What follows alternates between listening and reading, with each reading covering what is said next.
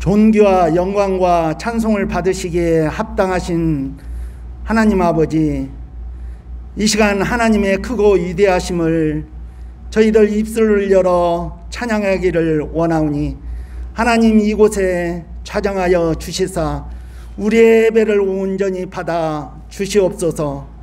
사랑의 하나님 아버지, 이 시간을 통하여 저희들에게 아버지 더욱더 성령의 충만함을 허락하여 주시옵고 말씀으로 무장케 하여 주셨고 더욱더 하나님의 크고 놀라운 은혜와 사랑이 넘치게 하여 주시옵소서.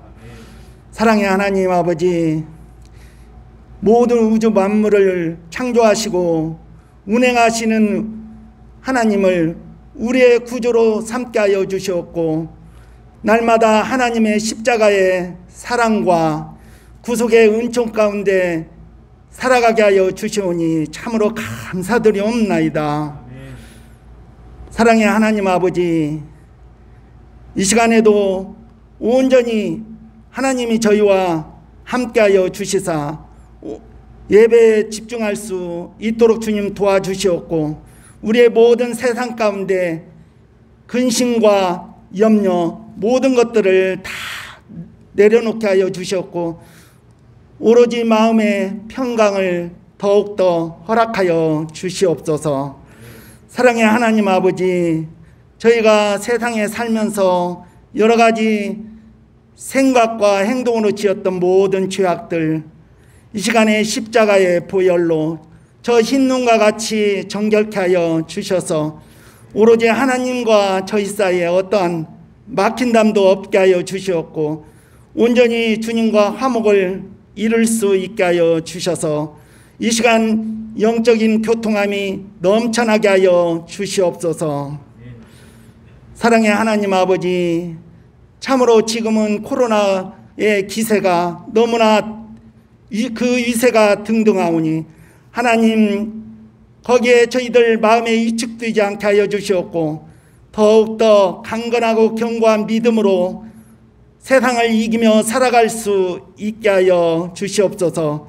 이 시간 말씀을 전하시는 목사님 하나님의 강한 팔로 붙들어 주셨고 성령 충만케 하여 주시사 그 말씀이 살아있고 운동력이 있어서 우리의 골속골속을 찔러 쪼개게 하여 주시옵고 우리의 저 길가와 돌짝밭과 가시덤불과 같은 우리의 심령을 하나님 깊이 기경하여 주셔서 저 옥토가 되어 하나님의 말씀이 우리의 심령 가운데서 더욱더 깊이 뿌리를 내릴 수 있게 주님 도와주시옵고 함께하여 주시옵소서. 사랑의 하나님 아버지, 이번 명절 기간에 모든 가족들 만남도 하나님의 풍성한 은혜와 사랑 가운데서 참으로 즐겁고 유쾌한 아버지 시간들을 보낼 수 있게 하여 주시옵고 하나님 어디를 가든지 늘 그 발걸음을 하나님께서 지켜주시옵고 함께하여 주시옵소서. 사랑의 하나님 아버지, 여러 가지 사업장에서 직장에서 일하는 주의 자녀들 하나님 늘 주의 눈동자로 지켜주시옵고 흔들어 차고 넘치는 복이 늘 풍성하게 있게 하여 주시옵소서. 사랑하는 우리 자녀들 공부하는 가운데서도 늘 하나님 저 요셉과 같은 풍성한 지혜가 있게 하여 주시사 앞으로 장차 이 나라를 이끌어갈 수 있는 귀한 아버지 일꾼들로 자라날 수 있게 하여 주시옵소서. 사랑의 하나님, 여러 가지 연로하여 몸이 편찮고 또 질병으로 고통당하는 주의 자녀들이 있습니다. 하나님 친히 찾아가 주셔서 그들 날마다 하나님 위로움 당하지 않도록 위로하여 주시옵고 늘 친구가 되어 주셨고 날마다 하나님의 아버지 공급해 주시는 그 힘으로 능력으로 살아갈 수 있게 하여 주시옵소서. 이 모든 말씀 예수님의 이름으로 기도드리옵나이다. 떡과 물고기에 담긴 사랑이라는 제목으로 함께 은혜를 나누고자 합니다. 어제 청소년들과 요한복음 1장에서 21장까지를 같이 읽었습니다. 오전에 10장까지를 읽고 성경 퀴즈 대회를 하면서 내용들을 확인했습니다.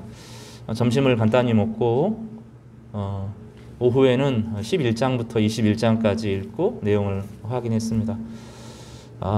우리 청소년들 또 어린이들이 너무 적극적으로 반응해주고 불만 없이 기쁨으로 함께 할 수 있어서 은혜가 되었고, 함께 수고해 주신 선생님들이 한 주간 특세하면서 아침마다 나와서 같이 기도하셨는데 참 감사했습니다. 봉동에서도 특세로 오셨고, 또 혁신도시에서도 오셨고, 송천동에서도 오셨고, 몸이 불편하신 데도 오셨고 해서 1층 전체가 좀 가득 찬 상태에서 함께 기도할 수 있어서 참 은혜가 되고 힘이 되었습니다. 말씀이라고 하는 것은 정말로 놀라운데, 이 말씀이 우리 안에 좀 새겨지고 좀 부드럽게 뿌리를 내리고 자라서 열매를 맺기를 바랍니다. 주님께서 그런데 똑같은 시도 어떤 사람에게는 은혜가 되고 힘이 되고 열매가 되지만 어떤 사람에게는 그냥 버리울 뿐이다, 이렇게 말씀하기도 했습니다. 그래서 이 마음밭을 기경하는 것이 참 중요하고, 우리 각자가 주의 성령을 구하면서 주님 이 말씀을 깨닫게 하시고 이 말씀이 우리의 삶에 힘이 되게 해달라고 예배 때마다 또 말씀을 읽을 때마다 간구할 필요를 말씀해 주시기도 했습니다. 오늘 이 떡과 물고기에 담긴 사랑이라는 말씀이 우리에게 힘이 되고 예수님을 좀 새롭게 경험하는 그런 은혜의 시간이 되기를 주님의 이름으로 축복합니다. 여러분, 수고했는데 아무것도 거두지 못한다면 얼마나 허무하겠습니까? 공시생들 또 지금 공무원 시험을 준비하는 많은 사람들이 있는데 그 마음이 그렇게 불안합니다. 집중해서 공부하기가 어려운 이유는 이렇게 몇 년을 공부했는데 만약에 안 되면, 왜냐하면 경쟁률이 너무 높고 수많은 사람들이 거기에 몰리는데 내가 실컷 수고했는데 안 되면 어쩌나, 이런 생각이 있기 때문입니다. 농사를 짓는 분들도 그런 생각들이 있습니다. 실컷 이제 했는데 냉해가 온다든지 추수할 시기에 폭우가 내린다든지 그러면 모든 것이 헛됩니다. 이런 일이 일어나지 않기를 바랍니다. 여러분의 삶 가운데 뿌린 대로 성실하게 거두는 그런 은혜가 있기를 간절히 바랍니다. 그렇지만 때때로 우리 삶에는 그런 시간을 지낼 때가 있습니다. 어떤 경우에는 그 시간이 마치 겨울처럼 아무리 노력해도 되지 않는 그런 시간들을 만날 때가 있습니다. 그러나 봄, 여름, 가을, 겨울이 순환해야 되는 것처럼 인생의 겨울은 우리에게 필요합니다. 많은 나무들이 겨울을 거쳐야 꽃이 피고 열매를 맺습니다. 그러나 그 겨울을 보내는 동안에 나의 삶은 너무 답답하고 열매가 없어서 괴롭고 힘이 듭니다. 요셉과 같은 사람이 그 겨울을 보냈습니다. 요셉은 감옥에서 정말로 오랜 시간을 보내었습니다. 그 허무하고 아무것도 보이지 않는 그 순간에 요셉의 인생의 겨울이었지만, 그가 이집트의 총리가 되었을 때 그 겨울은 영적인 자산이 되었습니다. 그는 이집트를 주먹구구식으로 주술에 의존하지 않고 합리적으로, 상식적으로 사람들의 본성들을 충분히 살피고 정말로 하나님의 지혜 가운데 좋은 정책을 펴서 이집트 전체를 건지고 구원하는데 성공합니다. 그래서 인생의 아무것도 거두지 않은 그 순간은 영적인 자양분으로 주실 때가 있습니다. 그래서 여러분, 지금 허무한 시절, 되게 외로운 시절을 보내고 있을 때 너무 절망하지 마시기 바랍니다. 지금 내가 손에 잡히는 게 없다 하더라도 이것은 반드시 나에게 영적인 자양분이 된다.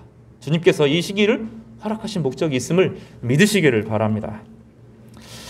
그러나 또 어떤 경우에, 열매가 없는 경우에는 기차가 레일을 벗어난 것처럼 다시 죄 궤도로 돌아오라는 하나님의 부드러운 경고일 때가 있습니다.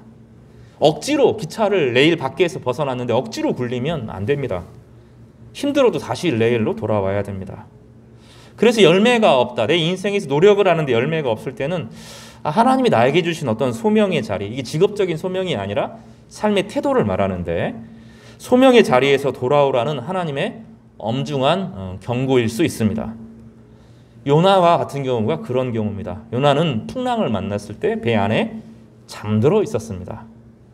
그리고 물고기 뱃속에서 자신의 원하는 인생의 진로를 떨어져서 물고기의 뱃속에 들어가고 나서야 그는 회개를 통해서 하나님과의 바른 관계를 회복하고 다시 소명자의 자리, 사명자의 자리로 돌아올 수 있었습니다. 그래서 지금 내 인생에 열매가 없을 때 생각을 해봐야 됩니다. 내가 지금 죄악에 빠져서 소명을 잃어버리고 나의 길로 가고 있어서 열매가 없는 것인지, 아니면 이 영적인 자양분으로 이 고난과 어려움을 하나님께서 통해서 나에게 무언가를 가르쳐 주시려고 하는지 깊이 고민해 보아야 합니다. 오늘 말씀은 이 밤새 수고했지만 아무것도 잡지 못했던 제자들에게 그들의 믿음을 회복할 수 있도록 도우시는 예수님과 그 예수님께 반응함으로 다시금 오병이어의 축복을 기억하고 돌아올 수 있는 그 회복된 제자들의 모습을 보여줍니다. 오늘 이 말씀을 통해서 헛되이 수고하는 인생이 열매 맺는 인생이 되기를 간절히 바랍니다. 먼저 헛되는 수고의 시기에 대해서 잠깐 좀 살펴보도록 하겠습니다. 예수님의 제자들이 있어요. 오늘 본문에 보면 7명의 제자, 베드로까지 합쳐서 8명의 제자가 소개되고 있습니다. 이 베드로와 7 제자들은 부활하신 예수님과 벌써 2번의 만남을 가졌어요. 유대에서 2번의 만남을 가졌습니다. 예수님은 부활하셨고 그들은 예수님과 특별한 만남을 이미 2번이나 가졌습니다. 바로 전장 요한복음 20장에 보면 제자들이 유대에 머물고 있을 때 유대인들을 두려워하여서 문을 닫고 있을 때 갑자기 예수님께서 그들에게 문을 통과하지도 않고 바로 그 자리에 계시는 방법으로 그들을 만나셨습니다. 의심하는 도마에게 손가락을 내밀어 내 손을 보고 내 손을 내밀어 내 옆구리에 넣어보라고 이렇게 하셨어요. 그들은 주님의 살아계심을 직접 눈으로 확인했습니다. 주님이 부활한 것과 그렇지 않은 세계는 주님이 부활하기 전의 세상과 주님이 부활한 세상은 달라졌어요. 지금 뭔가 달라졌는데 아직 제자들은 감이 없어요. 여러분, 하나님이 살아계시다는 것이 내 인생에 하나님이 존재한다 이런 게 아니라 하나님이 정말로 살아계시고 하나님께서 충만하시다 하는 것이 여러분의 인생에게 어떤 의미가 있습니까? 하나님의 존재가 있다는 것과 그것이 나에게, 그것이 내가 그 안에서 어떻게 살아야 되는지를 어떻게 바꿔줍니까? 제자들은 그게 구분이 안 되는 거예요. 예수님이 십자가에서 죽으셨고 무덤에 장사되었어요. 그리고 부활하신 주님을 만났습니다. 그러면 그들의 인생은 이제 어떻게 되어야 하는 것입니까? 지금 모든 그리스도인들이 지금 이 부분을 되게 혼란스러워 생각합니다. 주님이 부활하셨는데 그럼 나는 뭐가 달라진 겁니까? 이 세상은 예수께서 십자가에 달리시고 죽으시고 장사되시고 부활하신 세상에 우리가 살고 있는 겁니다. 그러니까 이 세대는 부활하신 그리스도 이후에 우리는 어떤 인생을 살 것인가 생각해보고 고민해 보아야 되는데, 하나님이 존재한다는 것을 믿지만 그 다음에 이 예수 그리스도의 부활과 내가 어떻게 연결될지를 사람들이 연결시켜 생각을 못하는 것입니다. 제자들은 지금 그런 상태에 있습니다. 부활하신 주님을 만났지만 그 이후에 우리의 삶이 어떻게 살아야 되는지를 깨닫지 못하고 있는 것입니다. 의미와 목적을 모르니 그들은 예전의 삶으로 돌아가고 맙니다. 2절에 보면 21장 2절에 보면 8명의 제자가 나오죠. 베드로가 나오고 도마가 나옵니다. 나다나엘이 갑자기 안 나오다가 여기서 다시 등장을 합니다. 야고보가 나오고 요한이 나옵니다. 여기 세베대의 아들들이 야고보, 요한입니다. 그리고 이름이 기록되지 않는 제자 2명이 거기에 포함되어 있습니다. 이들은 예수님이 유대를 떠나서 갈릴리에서 만나자 그랬기 때문에 갈릴리에 돌아갔습니다. 3절에 보면 베드로가 예수님을 어떻게 기다려야 되는지를 모릅니다. 예수님의 부활이 자신의 삶에 어떤 영향을 끼쳐야 되는지를 깨닫지 못합니다. 여러분, 교회 다니는 것으로 그치면 안 됩니다. 교회 다니는 것은 살아계신 예수 그리스도를 만나고 경험하는 것인데, 그러면 그 인생은 도대체 어떻게 펼쳐져야 되는 것입니까? 3절에 베드로가 잘못된 대답을 합니다. 뭐라고 말하죠? 나는 물고기 잡으러 갈 거다, 이렇게 앞서 나서서 이야기를 합니다. 그러니 제자들도 배에 다 오릅니다. 뭔가 잘못됐습니다. 물고기 잡는 게 죄가 아니고 그들이 배가 고프니까 고기를 잡는 것은 당연합니다. 그러나 뭔가 달라졌어야 돼요. 그리스도를 기다리고 그리스도와 만나는, 그러니까 그리스도인으로서의 부활한 그리스도를 경험한 제자들로서 삶의 태도가 뭔가 좀 주님은 이것이 wrong answer, 틀린 답이라고 말씀하는 것입니다. 그래서 이들이 틀린 답이란 이유가 무엇인지 4절에 소개되고 있는데 4절이 날이 새어갈 때까지 그들은 아무것도 잡지 못했습니다. 텅 비었습니다. 지금 5절에 보면 4절과 5절을 좀 보십시오. 이들에게 두 가지 문제가 있습니다. 4절을 한 절 같이 한번 읽어볼까요? 시작. 날이 새어갈 때 예수께서 바닷가에 서셨으나 제자들이 예수인 줄 알지 못한지라. 두 가지 문제가 그들에게 주어졌습니다. 하나는 날이 새도록 아무것도 못 잡았어요. 그죠? 또 하나는 뭐가 문제입니까? 예수님이 멀리 계신데 한 100m 됩니다. 이게 50칸은 100m를 말하는데 분명히 거기 서서 자기를 주목하여 봅니다. 주님께서 여기서 주목하는데 잠깐 있는 것이 아니라 제자들이 밤이 새어 이 한 절로 묶여 있잖아요. 제자들이 밤이 새어 고기를 잡는 것을 예수님께서 지켜보고 계셨다는 거예요. 새벽에 나타나셨다는 게 아닙니다. 제자들이 거기서 고생하고 힘들어하는 것을 예수님께서 밤새 함께 지켜보셨다는 거예요. 근데 제자들은 지금 두 가지를 다 놓치고 있습니다. 물고기도 못 잡았고 예수님이 밖에서 100m 끝에서 그들을 유심히 지켜보는 것을 몰랐어요. 두 가지 어려움에 빠져 있습니다. 밤새 지켜봐도 깨닫지 못하고 계속 어려움에 처해 있으니 5절에 예수님께서 그들에게 먼저 말을 건네십니다. 예수께서 이르시되 얘들아 너희에게 고기가 있느냐 대답하되 없나이다. 그들이 예수님을 찾지 못하고 예수님을 알아보지 못하니 예수님이 밤새 기다리시다가 만나자고 했으니까 예수님을 찾아야 되는데 안 찾고 밤새 고기 잡고 또 허탕이네. 이제 배는 점점 고파오겠죠. 지쳤겠죠. 춥겠죠. 그런데 예수님을 보지 못하고 멀리서 있으니까 예수님께서 먼저 말을 건네십니다. 성도 여러분, 예배는 주님께서 말을 건네는 겁니다. 그럼 받아듣고 주님의 음성을 대하고 받아들이면 하나님께서 역사하시는데 우리는 관심이 없는 거예요. 의식에 참여하는 것이 아니라 주님의 음성을 듣는 것이 이거 예배 시간입니다. 여기 본문은 그래서 의미심장하게 주님께서 물어보십니다. 여기 뭐라고 하죠? 제자들을 향하여 예수님께서 뭐라고 말씀합니까? 뭐라고 불러요? 어떻게 호칭하죠? 따라서 해볼까요? 얘들아. 다시요. 얘들아. 다시 크게 한번 해볼까요? 얘들아. 얘들아가 그 파이디온 이런 뜻인데요.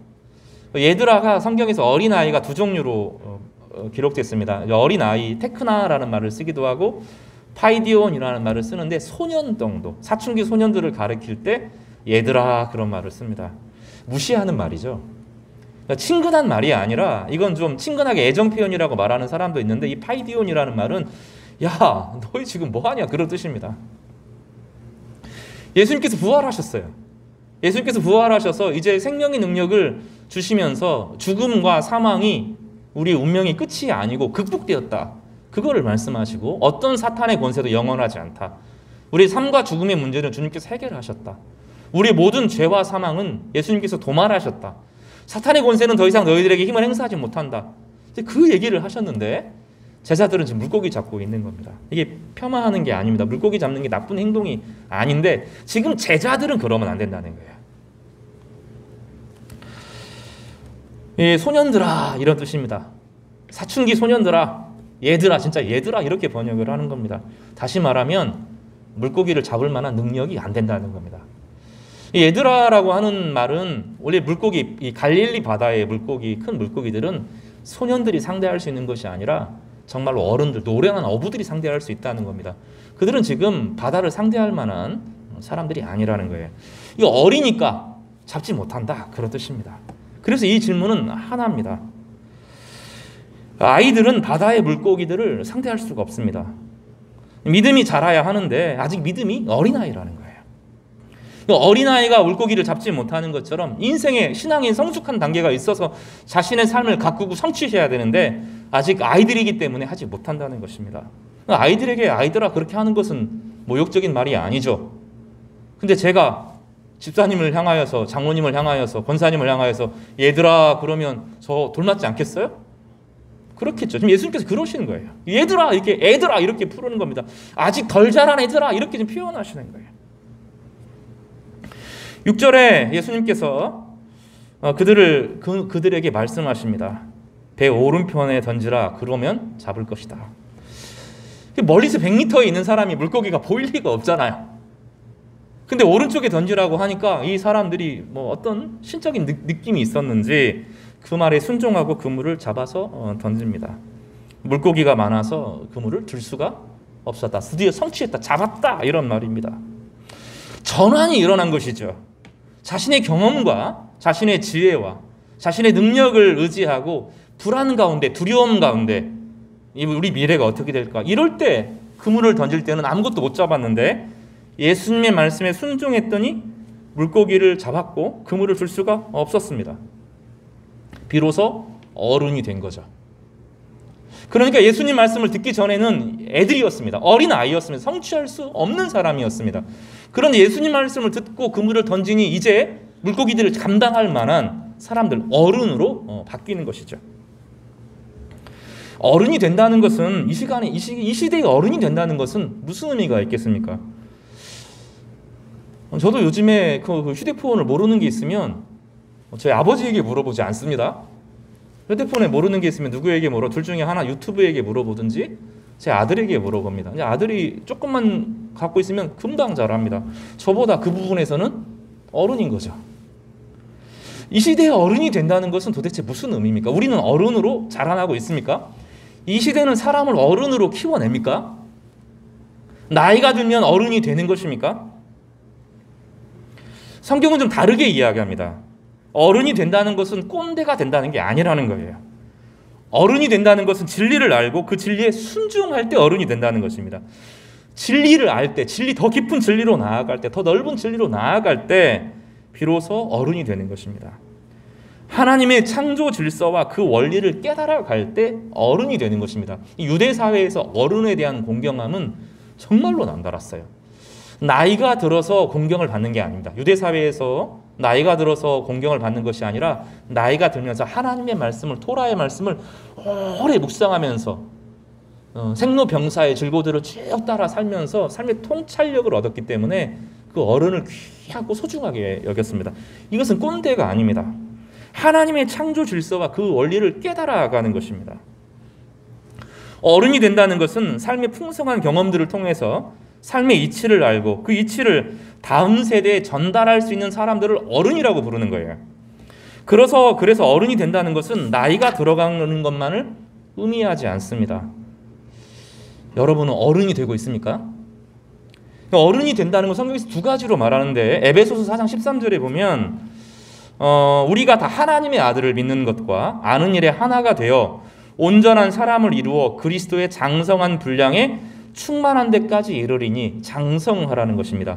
우리가 이제부터 어린아이가 되지 아니하여 사람의 괴술과 간사한 유혹에 빠져 모든 교훈의 풍조에 밀려 요동치 않게 하려 함이라. 여기서는 어린아이가 어른이 되어야 된다는 걸 강조하는 말이에요. 신앙의 어린아이로 있으면 안 된다는 것을 강조할 때 이런 말을 쓰기도 합니다. 또 하나 긍정적으로 어린아이가 되어야 된다 주님께서 말씀하실 때는 하나님 아버지를 전적으로 신뢰하는 태도를 강조할 때 어린아이처럼 돼야 된다. 그러니까 혼란을 가지면 안 돼요. 똑같은 어린아이인데 테크나라고 쓸 때는 너희 테크나가 돼야 된다라고 말할 때 그때 어린아이는 하나님 아버지를 진짜 아버지로 모시는 순수한 이런 마음을 강조할 때 이제 긍정적인 의미의 어린아이라는 말을 씁니다. 여러분 그런 어린아이는 돼야 됩니다. 그러나 오늘 파이디온이라고 말하는 건 부정적인 말입니다. 아직 자라야 되는데 성장해야 되는데 믿음으로 충분히 기회가 있었는데 안 자란다는 거예요. 사람이 안 자라고 머물러서 꼰대처럼 변해간다는 거예요. 우리 시대는 사람을 어른으로 바꾸어가는 성장하는 사회가 아니라 기능공들을 만드는 거예요. 기능공의 사회입니다. 이 시대는 기계를 만드는 사회지 사람을 성숙하게 하는 그런 사회가 아닙니다. 이들이 지금 깨달아야 될 진리가 무엇입니까? 이들이 지금 무엇을 깨닫지 못해서 어린아이로 머물고 있는 겁니까? 예수께서 부활하셨다는 거예요. 예수께서 십자가를 지셨고 예수께서 우리의 모든 죄를 도말하셨고 사탄을 이기셨고 죽음을 극복하셨다는 거예요. 지금 다른 세상이라는 거예요. 예수님이 부활하신 세상은 전혀 다른 세상에 살고 있다는 거예요. 모든 사람은 더 이상 죄의 노예가 될 필요가 없고 사탄의 노예가 될 필요가 없고 죽음을 두려워할 필요가 없고 하나님의 은혜와 긍휼 가운데, 자비 가운데, 기도의 응답을 통해서 사탄과 맞서 싸우면서 참된 평화와 자비를 가져올 수 있는 영적인 세상이 열렸다는 것입니다. 그거를 깨닫지 못하고 여전히 두려움 가운데 유대인들 피해 다니고, 여전히 두려움 가운데 너무 배가 고프니 과거로 돌아가서 그 옛날의 삶으로 돌아가는 것, 이것이 어린아이라는 것입니다. 지난 주일 오후에 오전 12시 정도 해서 저희 할머니께서 소천하셨어요. 아쉽고 죄송하죠. 미안한 마음이 들었습니다. 살아계실 때 참 그분이 되게 잘해 주셨는데 감사했다고, 고마웠다고, 참 더 표현할 수 있으면 좋았겠다고 생각이 들었습니다. 근데 한편으로는 참 다행이다, 그런 생각이 들었어요. 저희 할머니가 43년 전에, 이제 친할머니는 아니시고요, 43년 전에 이제 저희 할머니가 돌아가시고 저희 집에 오셨어요. 그때는 욕도 많이 하시고 술도 많이 드시고 담배도 많이 피시고 교회도 안 다니시는 분이셨습니다. 그런 저희 아버지와 또 저희 가족들을 통해서 예수님을 받아들이시게 되셨고, 교회에 등록하셨고, 많은 궁금증들을 그 목회자에게 이야기하고 하나님 나라와 예수 그리스도의 구속을 받아들이셨습니다. 소천하신 것이죠. 하늘에 돌아가신 것입니다. 생명이신 하나님의, 우리 인생은 생명이신 하나님의 생명을 받아서 살아요. 이 땅에 살다가 죽음이라고 하는 것은 죽음으로 끝나는 것이 아니라 생명의 근원이 되시는 생명 자체이신 하나님 앞에 다시 돌아가는 것입니다. 그래서 한편으로는 안심이 됐어요. 이제 하나님의 생명 가운데 거하시겠구나, 영원한 생명 가운데 충만히 거하시겠구나. 아쉽고 미안하고 슬프지만, 죄송하고 슬프지만 한편으로는 참 안심이 됐어요. 위안이 됐어요. 저는 예수님께서 죽으신 것은 그런 것을 의미합니다. 여러분, 사람은 죽으면 윤회하지 않습니다. 사람은 귀신으로 떠돌지 않습니다. 사람은 한이 있으면 이 땅에 구천에 머물다가 유령 무당들에게 막 이야기하고 그렇지 않습니다. 사람은 죽으면 끝입니다. 그리고 영원한 생명으로 돌아갑니다. 세상의 모든 그 유혹과 구속들, 윤회, 그런 거 없습니다. 예전에 우리 민족에게 이 시대의 영광을 가져온 도깨비라고 하는 드라마가 있습니다. 전 세계에 히트를 치고 놀라운 드라마인데, 사람들의 생각 가운데 자연스럽게 윤회의 생각을 그 안에 불어넣습니다. 지금도 TV 중에서 그런 드라마들이 대단히 많이 있습니다. 사람은 죽으면 하나님 앞으로 돌아가든지 아니면 하나님 없이 살든지 둘 중에 하나지, 구천을 떠돌고 사람의 영혼에 들어오고 뭐 그런 거 접신하고 이런 거 없습니다. 다 헛된 생각들입니다. 그런 거 없어요. 다 마귀들이 거짓말하고 속이는 것이, 그런 세상은 없습니다. 주님께서 죽으셨고 부활하셨고 십자가에서 인간의 모든 죄악을 도말하셨고 우리는 영원한 생명으로 돌아가는 거예요. 그래서 우리는 안심하게 돼요. 제자들은 더 이상 두려워할 필요가 없어요. 죽음을 두려워할 필요가 없습니다. 불의를 두려워할 필요가 없습니다. 분열을 두려워할 필요가 없습니다. 제자들이 할 것은 그걸 전하는 것입니다. 물고기 잡는 것은 문제가 아닌데 그 상황에서 해야 된다는 거예요. 2번이나 주님을 배웠고도 주님이 살아 있다는 것이 무엇인지 감이 안 잡히는 거예요. 그러니 그들은 어린아이가 되는 것이죠. 살아계신 하나님의 존재함을 믿는 것만은 태어난 겁니다. 나의 죄를 위해서 예수께서 죽으신 것에서 태어난 것입니다. 그러면 잘 알아야 되잖아요. 나이가 지나면 말도 할 줄 알아야 되고 기저귀도 떼야 될 거 아니에요. 나이가 30, 40, 50이 됐는데 기저귀 갈아달라고 징징거리면 안 되는 거잖아요. 잘 알아야 된다고요. 잘 알아야 된다고. 이 테크나라고 하는 것을 주님께서 너희는 잘 알았어야 된다는 거예요. 장성한 분량까지 있어야 된다는 거예요. 너무 실망하지 마십시오. 이 사람들이 누구예요 지금? 예수님과 3년을 보낸 사람들이잖아요. 예수님의 그 옆구리를 만져본 사람이잖아요. 손자국을 만져본 사람이잖아요. 부활을 경험한 사람들이잖아요. 그 제자들이 지금 어떤 상태라고요? 테크나 수준이, 테크나가 아니라 파이디온 수준이라고요. 어린 아이의 믿음을 가진 겁니다. 그러니 사도 바울이 뭐라고 말해요? 장성한 분량까지 자라야 된다. 그리스도의 장성한 분량을 꿈꿔야 된다. 이렇게 말하고 있습니다. 그래서 이 말씀이 여러분에게 너무 모질게 나는 왜 이렇게 어린아이일까? 그렇지 않기를 바랍니다. 그런 의미로 말하는 것이 아니에요. 어쩌면 여러분들이 그들보다 나을 수도 있어요. 이들은 어린아이지만 여러분 중에서는 장성한 분량에 이른 분들도 계시거든요. 다시요. 깨닫게 할 최고의 진리가 무엇입니까? 예수께서 부활하셨다는 것입니다. 죽음이, 불의가 못 이긴다는 거예요. 요한계시록 4장을 이번 특세 중에 한번 다뤘는데 하나님께서 그 요한에게 그 황제가 다스리는 세상에서, 불의가 판치고 있는 세상에서 사도 요한에게 하늘의 환상을 보여주십니다. 세상은 황제가 다스리고 있는 것처럼 보이는데 실제로 온 우주는 억울하게 죽임을 당하신 예수 그리스도께서 그 보좌에 앉아 계시는 거예요. 성령을 보내시고 그 불의하게 고난을 당한 사람들을 살피시고 세상의 모든 악들을 주의 천사들을 통해서 감찰하고 계시는 예수 그리스도의 그 보좌를 보게 하셔서 사도 요한을 위로하십니다. 세상은 무기력한 세상이 아닙니다. 겉으로 보기에 힘 있는 사람들, 권력 있는 사람들, 요즘에 주술 막 이런 거 설치면서 막 그러는데 다 아무것도 아닙니다. 나중에 보면 주님께서 다 바로 잡으실 때가 옵니다. 그때가 올 겁니다. 주님께서 그 때를 허락하실 것입니다. 사람은 힘과 권력을 추구하지만 하나님의 때가 이르면 다 어김없이 겨울이 되면 모든 것이 고개를 숙이는 것처럼 어느 순간 떨어지게 될 겁니다. 높이 날수록 충격이 클 겁니다. 추락하는 것은 날개가 없는 거죠. 사실은 날개가 없는데 날개가 있는 줄 알고 날아오르는 것들은 하나님께서 꺾으실 때가 있는 겁니다. 그래서 이 제자들이 경험해야 될 것은 살아계신 그리스도, 죽음이 극복된 세상에서 산다는 거예요. 그리스도인들은 죽음을 두려워하지 않는 거예요. 이 그리스도인들의 놀라운 특징 중에 하나가 무엇이냐면 죽음을 두려워하지 않아. 이 땅에서 세상 섬기고 사랑하고 자기 자녀들이 복되기를 바라고 기도하고 막 이렇게 살아가고 이 땅에서 누군가를 섬기고 좀 아쉬움이 남지만 죽음 앞에서 두려워하지 않는다는 거예요.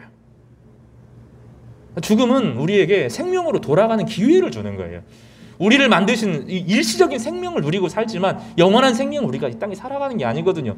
우리는 참 약해요. 바이러스에도 약하고 조금만 병에 걸려도 약하고 충격만 받아도 힘들고 괴롭죠. 우리는 일시적으로 세상을 살아가고 제한된 생명을 버티고 가다가 나중에 점점 생명을 소실해서 이 땅에서는 죽어요. 예수 그리스도의 죽음과 부활을 통해서 무엇이 증명됐습니까? 죽음은 영원하지 않다는 거예요. 죽음은 영원한 세력을 우리를 굴복시킬 수 없다는 거예요. 죽음을 가지고 사람들이 경제적인 힘으로, 정치적인 힘으로 너 죽일 거야 이런 방식으로 몰아붙이는데 그리스도는 안 두려운 거예요. 그 너머에 그리스도의 보좌가 있는 거죠. 하늘의 문을 열고 우리가 봐야 될 것이 그리스도의 보좌인 것입니다. 제자들이 그거를 못 보는 거예요. 위축되고 두려워서 겨우겨우 혹시 누군가가 볼까 봐 밤에 그물을, 고기를 던지는 텅 비어있는 그 그물을 발견하게 되는 것이죠. 오늘 말씀은 우리에게 장성한 어른이 되라고 요청하고 있는 것입니다. 사도 바울은 믿음의 장성한 분량에 이르라고 말합니다. 믿음에는 어린아이가 되지 말라고 합니다. 성장하고 자라야 합니다. 태어난 지 1년이 되고 2년이 되고 3년이 되면 젖도 떼고 기저귀도 떼고 스스로 걷고 말문이 터져야 합니다. 그리고 더 나아가서 더 크면 동생들을 돌봐야 합니다. 이 시대는 어른이 되는 법을 가르쳐주지 않습니다. 모든 정보와 기술은 어른이 아니라 유튜브에서 배웁니다. 요즘 시대는 책을 읽고 진리에 대해서 고민하고 사색하고 생각을 정리하고 말하고 듣는 법을 깊이 하고 사고하고 하는 것들을 가르쳐주지 않는 세대입니다. 우리는 이 땅에서 생존하는, 기능하는 기기의 삶을 배우는 거예요. 그러니까 나이는 크지만 훨씬 미성숙합니다. 제자들은 고기 잡는 것의 전문가였어요. 다시 말해 생존의 전문가였습니다. 그런데 주님은 그것으로 부족하다고 말씀하셔요. 하나님의 백성으로 살아가는 것, 오늘 순간을 살지만 순간 안에 영생을 깃들어 사는 것, 이웃을 섬기며 사는 진리, 온 세상에 충만한 하나님의 아름다움을 경험하고 살아가는 것, 경쾌하고 즐겁게 재밌게 하나님 앞에 살아가는 것, 이것이 진짜 영성인데 그렇게 살라고 말합니다. 주님께서 죽음을 이기셨기 때문에 두려워하지 말라는 것입니다. 주님께서 이렇게 물어보셔요. 얘들아 하고 뭐라고 물어보셔요? 고기가 있느냐? 우리의 삶에 고기가 없을 때, 노력했지만 열매가 없을 때, 내가 애썼지만 아무것도 없을 때, 그때는 무엇이 필요한 겁니까? 지금 돌아봐야 된다는 거예요. 주님의 질문에 답해야 됩니다. 뭐라고 말해야 됩니까? 따라하시면서 고기가 없습니다. 다시 밤새 수고했지만 잡은 것이 없습니다. 이게 이제 우리를 나아가게 하는 길이 됩니다. 두 가지가 다 위험합니다. 하나는 삶의 어두움의 시기, 겨울의 시기에도 주님을 찾지 않는 겁니다. 여러분 이렇게 하지 마십시오. 삶의 어려움의 시기에는 주님을 향하여 부르짖어야 돼요. 남들 눈치 보지 말고 눈물 콧물 쏟으면서 주여 불쌍히 여기소서, 이게 우리의 이제 주제가가 되는 거죠. 여러분 그렇게 하시기를 바랍니다. 고난 당할 때 부르짖고 기도하시기를 바라요. 다른 하나는 주님이 없이도 승승장구하는 유혹에 빠지는 것입니다. 제자들은 주님을 곁에 두고도 보지 못했습니다. 어쩌면 보지 않으려고 했는지도 모릅니다. 따라서 해보세요. 보지 않으려고 했다. 그게요. 보지 않으려고 했다. 왜 그래요? 다시는 그 어려움의 시기, 사람들이 주님을 떠나고 공동체가 해체되고 공동체들이 무너지고 자신들이 기대했던 모든 것이 무너져 내리는 고통을 당하고 싶지 않았기 때문입니다. 예수님 따르는 것이 영생의 길인 줄 알고 하나님의 교회를 섬기는 것이 값진 일인 줄 알지만 싫은 거예요, 그게. 그래서 주님을 보지 않으려고 그 일에 몰두하는 것이죠. 그러나 그러면 안 되고 주님께서 명령하시는 말씀에 순종함으로 비로소 어른이 됩니다. 어른이 되니 물고기를 잡아요. 그물을 오른편에 던지라. 그리하면 잡으리라. 순종하니 잡습니다. 하나님 말씀에 순종하는 것은 유치해지는 것이 아니에요. 하나님 말씀에 순종하고 그 진리를 배우는 것이 진짜 어른이 되는 것입니다. 진짜 성숙해지는 거예요. 왜 그렇습니까? 하나님은 진리시기 때문이에요. 하나님은 완전한 선이시기 때문이에요. 하나님은 완전한 아름다움이시기 때문이에요. 하나님은 완전한 정의이시기 때문입니다. 주님 안에 다 들어있어요. 그 주님의 말씀을 들으면 참되게 정의로워지고 참된 평화가 무엇인 줄 알고 참된 사랑이 무엇인 줄 알고 참된 긍휼이 무엇인 줄 알고 주님 말씀이 순종하니 책임지는 것이 무엇인 줄 알고 그래서 비로소 무엇이 돼요? 어른이 되는 거예요. 주님 말씀에 순종하는 것은 유치해지는 것이 아니라 무기력해지는 것이 아니라 오히려 어른이 되는 것입니다. 진리의 말씀을 가지고 살아가는 능동적인 사람으로 바뀌어지는 거예요. 순종하니 잡았습니다. 순종하니 얻었습니다. 순종하니 그들의 인생을 경험해보지 못했던 그 큰 물고기 153마리, 갈릴리에서 가장 큰 153마리의 물고기들을 풍성히 잡을 수 있었던 거예요. 사랑하는 성도 여러분, 진리를 발견하고 찾고 그 진리를 따르는 것이 진정으로 잘하는 유일한 길입니다. 세상이 말하는 바는 스스로 빛나라는 거예요. 정말 우리는 스스로 빛날 수 있습니까? 축구 선수들도 팬들이 있어서 제가 열심히 했으면 이렇게 말해요. BTS도 그들을 알아주는 관중들을 통해서 빛이 납니다. 뛰어난 선수는 자기 동료들을 폄하하지 않습니다. 뛰어난 가수들은 스태프들의 도움이 있어서 자기들이 여기에 왔다는 것을 인정합니다. 지구는 스스로 아름다울 수 없습니다. 인간은 생각하니 존재하는 것이 아닙니다. 내가 생각하고 내가 스스로를 규정하니 존귀해지는 것이 아닙니다. 이 땅에 살고 하나님 주시는 빛과 능력을 공급받아서 인간이 되는 것입니다. 그것은 오히려 자기 홀로 들어가는 세상은 자기 혼자 잘났고 내가 내 인생에 빛날 수 있고 스스로 빛나는 존재가 될 것이라고 하는 이 유혹이죠. 지구는 스스로 아름다워질 수 없어요. 하루에 쏟아지는 이 열의 양이 진짜 어마어마하더라고요.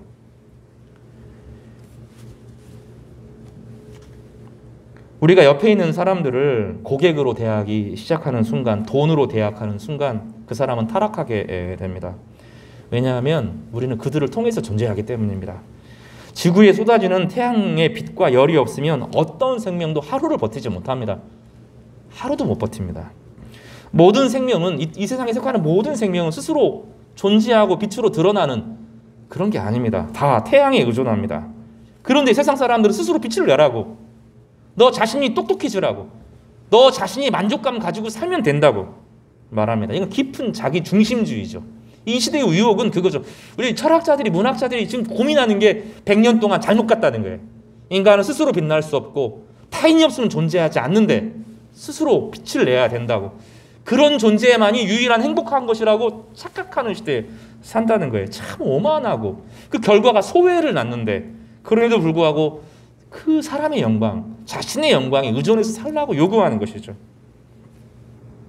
예수님은 사람의 영광에 의존하지 않고 자기 자신에게 의존하지 않고 온 세상의 창조자이자 온 세상을 붙들시고 결국 모든 생명이 돌아갈 우리 성부 하나님을 의지하고 그분께 영광을 돌리는 삶을 살았어요. 우리에게 본을 보여 주셨습니다. 복음은 그래서 아편이나 의존 감정이 아닙니다. 주님이야말로 삶의 근원이 되는 것을 인정하고 진짜 어른이 되고 참된 인간으로 자라갈 수 있는 길을 보여주신 것이죠. 다시 말하지만 자유, 정의, 평화, 사랑, 의로움 이런 말들 안 쓰잖아요. 요즘에 이런 말들은 헛된 말이나 구호가 아니에요. 하나님의 다른 이름들이죠. 하나님은 자유이시고, 하나님은 정의이시고, 하나님은 평화이시고, 하나님은 사랑이시고, 하나님은 의로우시고, 하나님은 아름다우십니다. 그분은 과학을 창조하셨고 우리에게 음악과 미술을 주셔서 만드셔서 우리에게 선물로 하셨습니다. 그래서 하나님을 알아간다는 것은 진리를 배우는 것입니다. 무속은 사람을 공포로 몰아넣습니다. 그러나 복음은 우리를 자유롭게 합니다. 복음은 이 세상이 하나님께서 지으신 바 되었고 예수 그리스도께서 우리를 위해 십자가에 죽으셨으며 그분이 부활하심으로 정의가 이김을 가르쳐 주시고 그분을 따를 때 참된 평화가 오는 것을 가르쳐 주신 것입니다. 결과가 무엇입니까? 그 주님의 말씀을 순종했을 때 그물을 들 수 없을 만큼 풍성한 수확을 얻었습니다. 8절 읽고 잠깐만 말씀 정리하고 마치도록 하겠습니다. 8절을 한번 읽겠습니다. 8절과 9절 같이 읽을까요? 시작. 다른 제자들은 거리가 불과 한 50칸쯤 되므로 작은 배를 타고 물고기 든 그물을 끌고 와서 육지에 올라보니 숯불이 있는데 그 위에 생선이 놓였고 떡도 있더라. 주님을 따르고 주님께 순종하고 새롭고 주님을 발견했을 때 그들은 주님께 꾸중을 들은 게 아니에요. 어린아이로서 꾸중을 들은 것이 아닙니다. 어떤 일이 벌어졌어요? 예수님 되게 낭만적이세요. 하나님 이런 분이세요. 우리가 좀 신앙생활을 하면서 조금 이런 면들을 배우면 좋겠어요. 저도 그런 사람이 좀 되었으면 좋겠는데 그 실망하고 절망하고 좌절하고 자기를 부인했던 제자들이 이제 물가에 올랐잖아요. 뭐가 있었어요? 너 믿음이 그거밖에 없어! 이런 주님을 만나시지 않았잖아요. 성경에서 제가 제일 사랑하는 대목인데 주님께서 손수 불을 피우신 거예요. 그 위에 생선이 올려져 있는 거죠. 여러분 바닷가에서 갓 잡은 생선 구워 드셔보셨어요? 이 향이 얼마나 오래 잡은 생선이 비린내가 나죠. 갓 잡은 생선은 탱탱하고 그 고소한 향이 코를 찌를 거예요. 떡도 거기에 구워져 있었어요. 숯불의 온기, 추운데 따뜻한 온기, 고소하고 노릇노릇하게 구워진 물고기, 그리고 떡 몇 조각. 기가 막히지 않아요? 이게 신앙이라는 거예요. 이게 교회라는 거예요. 실망하고 좌절하고 무너지고 깨어진 이 어린아이와 같은 이들을 주님께서 초대하시고 참된 진리의 장성한 물량이 되게 하시고 또 자기를 배반한 제자들을 향하여서 나중에 베드로를 향하여서 3번 다시 신앙을 회복할 수 있도록 내가 주를 사랑한다는 말을 스스로 내뱉게 해서 과거의 상처에서 다시 일어설 수 있도록 도와주시고 그리고 따뜻한 아침을 준비하셔서 그 아침을 함께 드심으로 그 식탁의 교제를 나누시는 것 최고의 영성이죠. 이게 최고의 영성이에요. 이게 최고의 신앙이고 이게 최고의 교회의 모습을 보여주는 것입니다. 주님의 뜻깊은 배려, 영원히 잊지 않는 그 영원한 추억들이 그들 마음 가운데 확 새겨지는 거예요. 예수님은 우리에게 실망한 우리들에게 아침을 차려주시는 분이시다. 이게 요한의 마지막 장의 고백이잖아요. 요한복음의 그 위대한 신앙 고백을 막 징계와 훈계로 말하는 것이 아니잖아요. 따뜻한 식사 한 끼를 주님께서 우리에게 제공하셨는데 떡과 물고기를 구워주셨어. 추운 우리들에게 배부르게 먹게 하셨어. 마치 오비영이어의 사건처럼 그때 오비영이어가 물고기 2마리 보리떡 5개잖아요. 그 사건을 생각하게 하시는 주님을 따를 때 삶이 그렇게 망가지지 않는다고 걱정하지 말라고 하늘의 만나를 공급하여 주시고 일용할 양식을 공급하여 주시고 두려워하지 않는 죽음을 극복한 주님께서 너희와 함께 하신다고 하는 것을 식사 한 끼로 다 경험하게 하시는 이 주님께서 그런 분이세요. 주님을 자꾸 이상한 분으로 만들잖아요. 시대가. 주님은 이런 분인데 이렇게 배려가 많고 이렇게 자상하고 이렇게 섬기고 이렇게 도우시는 분인데 군림하지 않고 북돋아주고 힘과 용기를 주시고 다시 일어설 수 있도록 하시는 분이 그것이 교회고 그것이 주님인데 이 시대가 생각하는 예수님은 너무 이상한 분이에요. 너무 당혹스러워요. 사람들이 말하는 예수님에 대해서 들어보면 내가 믿는 예수님하고 너무 다른 거예요. 요한복음에 나오는 제가 성경에서 제일 사랑하는 요한복음에 보면 막 이렇게 낭만적이고 이렇게 운치가 있고 이렇게 오래 기다리시면서 제자들과 함께 오들오들 밖에서 떠시고 그 답답한 제자들을 향해서 부르시고 초대하시고 식사 자리에 열어주시는 주님이시잖아요. 주님 안에서 괜찮아요. 하나님께서 풍성한 은혜로 회복시켜 주실 거예요. 여러분 잘하시기를 바랍니다. 이 주님의 은혜를 누리고 예수님을 새롭게 발견함으로 회복되시기를 바라요. 우리 마음을 다 기경하시고 이 말씀이 여러분 가운데 새겨지기를 바라고 그 주님과 함께 그 주님께 기도하는 거예요. 그 주님께 우리의 어려움을 아뢰고 그 주님께 우리의 슬픔을 아뢰고 그 주님의 도움을 구하면서 주님을 배워가고 닮아가는 이것이 교회 공동체가 나아갈 길인 것입니다. 사랑하는 성도 여러분, 두 가지입니다. 우리는 지금 예수께서 부활하신 세상에 살고 있습니다. 예수 안에서 하나님의 저주는 끝났고 죽음과 사망은 극복되었습니다. 그분은 우리의 기도를 들으십니다. 여러분 이걸 꼭 기억하시고 한 주를 믿음으로 사시기를 바랍니다. 두 번째로는 믿음의 장성한 어른이 되시기를 바랍니다. 어떻게 하면 어른이 돼요? 주님의 말씀에 순종하고 따를 때 어른이 됩니다. 이 역설인데 이거 진짜 이 어른의 믿음의 장성한 분량에 이르셔서 우리 성도들을 잘 도와주시고 섬겨주시고 그들을 위해 세워주시는 우리 귀한 성도들 되시기를 주님의 이름으로 축복합니다. 기도하겠습니다.